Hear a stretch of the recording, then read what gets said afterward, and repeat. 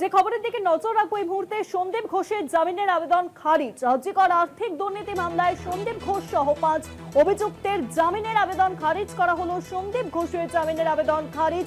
রাজ্যকর আর্থিক দুর্নীতি মামলায় সন্দীপ ঘোষ সহ 5 অভিযুক্তের জামিনের আবেদন খারিজ করা হয়েছে।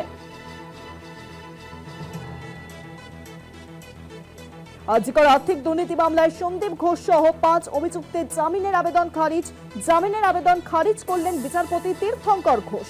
সন্দীপ ঘোষ, আফসার আলী খান, বিপ্লব সিং, সুমন হাজরা, আশিস পান্ডের জামিনের আবেদন খারিজ।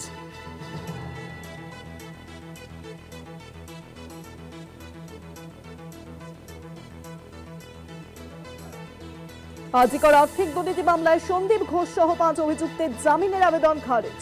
কলকাতা হাইকোর্টে সন্দীপ ঘোষের জামিনের আবেদন খারিজ। রাজ্যকর আর্থিক দুর্নীতি মামলায় নাম জড়ায় তাদের। সন্দীপ ঘোষের জামিনের আবেদন এবার খারিজ করা হলো।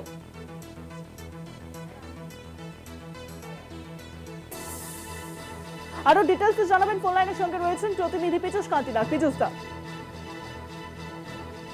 আর্থিক দুর্নীতি মামলায় সন্দীপ ঘোষ সহ 5 অভিযুক্তের জামিনের আবেদন খারিজ করেছিলেন বিচারপতি তীর্থঙ্কর ঘোষ।